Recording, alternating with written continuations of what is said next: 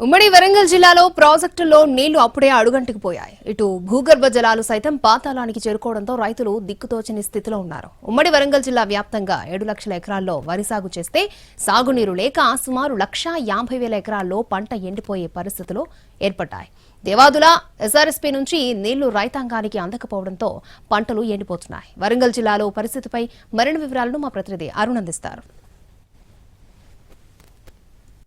ఉమ్మడి వరంగల్ జిల్లా రైతాంగాన్ని నీటి కష్టాలు వెంటాడుతున్నాయి. ప్రాజెక్టులో నీళ్లు లేకపోవడం వల్ల రైతులు సాగు చేస్తున్నటువంటి వరి సాగు ఎండిపోయే పరిస్థితి కనిపిస్తుంది. సుమారుగా 1,00,000 ఎకరాల్లో ఉమ్మడి వరంగల్ జిల్లా వ్యాప్తంగా పంటను నష్టపోవాల్సినటువంటి పరిస్థితులు కనిపించాయి. ఉమ్మడి వరంగల్ జిల్లాలో చాలా కీలకంగా వ్యవహరిస్తున్నటువంటి ఎస్ఆర్ఎస్పీ నీటి సామర్థ్యాలు కూడా అనుకున్న స్థాయిలో రాకపోవడం, అలాగే దేవాదుల ప్రాజెక్టు సంబంధించినటువంటి నీళ్లు కూడా రైతాంగానికి అందకపోవడం వల్ల రైతులు చాలా ఇబ్బందులు పడుతున్నారు. వరి సాగు చేసే దాంట్లో పొట్ట దశలో ఉన్నటువంటి వరికి నీరు అందక అది ఎండిపోయే పరిస్థితి కనిపిస్తుంది. దాంతో రైతాంగంలో టెన్షన్ మొదలైంది.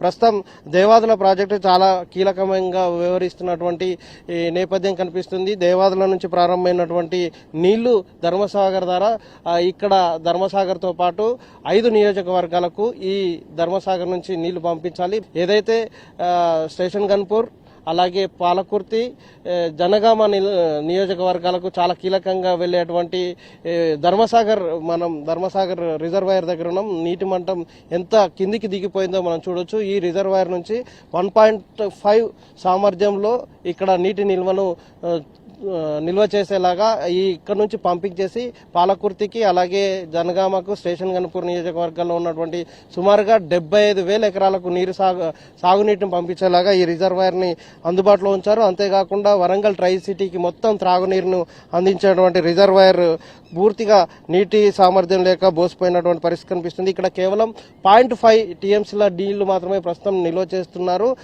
దేవాదులకు సంబంధించినటువంటి ప్రాజెక్టు నుంచి వస్తున్నటువంటి 2 పంపు సెట్లను చూడొచ్చు. ఫేజ్ 1 లో నుంచి వస్తున్నటువంటి 2 మోటార్ల నుంచి వస్తున్నటువంటి నీళ్లు, అలాగే ఫేజ్ 2లో 2 మోటార్లు ఆన్ చేయడం వల్ల వస్తున్నటువంటి నీళ్లతో ఇక్కడ నుంచి గత వారం రోజుల నుంచి నీటిని కిందికి పంపించే ప్రయత్నం చేస్తున్నారు. కానీ అయినా ఇప్పటికీ రైతులకు ఆశించిన స్థాయిలో నీళ్లు అందకపోవడం వల్ల రైతులు ఇబ్బంది పడుతున్నారు. సుమారుగా 50,000 ఎకరాలలో 50,000 ఎకరాలకు ఎఫెక్ట్ అవుతుందని గమనించినటువంటి రాష్ట్ర ప్రభుత్వం నిన్న ఇక్కడికి వచ్చేసి 3వ ఫేజ్ కు సంబంధించినటువంటి పనులు ప్రారంభించాలని నిర్ణయం తీసుకున్నారు. కానీ ఆ 3వ ఫేజ్ కు సంబంధించినటువంటి దేవన్నపేట దగ్గర ఉన్నటువంటి ఇంటెక్ ద్వారా వస్తున్నటువంటి వాటర్ పంపింగ్ పనులు చేయకపోవడం వల్ల మనం చూడొచ్చు. ఈ రోజు నుంచి ఆ వాటర్ పంపులు అక్కడ ఏర్పాటు చేసినటువంటి 3 పంపుల్లో కనీసం ఒక పంపు రోజు 800 క్యూసెక్ల నీటిని పంపించేటువంటి సామర్థ్యం ఉన్నటువంటి పంపును ఆన్ చేస్తే ఆ పంపు ద్వారా వచ్చేటువంటి నీరు రైతులకు అందుబాటులోకి వస్తుంది.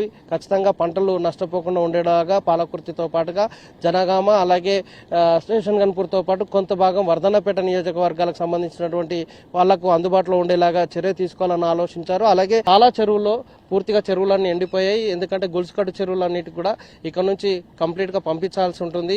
దేవాదుల ప్రాజెక్ట్ నుంచి రిజర్వాయర్ల నుంచి కాలువల ద్వారా చెరువుల ద్వారా లేకపోతే కాలువ ద్వారా రైతులకు అందించాల్సినటువంటి నీళ్లు సరిగా సప్లై కాకపోవడం వల్ల రైతులకు సరిపడా నీళ్లు అందలేదు. దానితో పాటు గ్రౌండ్ వాటర్ లెవెల్ కూడా పడిపోవడం వల్ల రైతులు బోర్ల ద్వారానో లేకపోతే ఇతరత్ర మోటార్లు పెట్టి బావుల ద్వారా నీళ్లు పంపిద్దాం అనుకున్నా కానీ ఆ నీళ్లు ఏవి సరిపోకపోవడం వల్ల పంటలు ఎండిపోతున్నటువంటి నేపథ్యం కనిపిస్తుంది. గ్రౌండ్ వాటర్ పడిపోవడం అలాగే రిజర్వాయర్లో నీటి సామర్థ్యం తగ్గిపోవడం వల్ల రైతులకు కష్టాలు తప్పట్లేదు.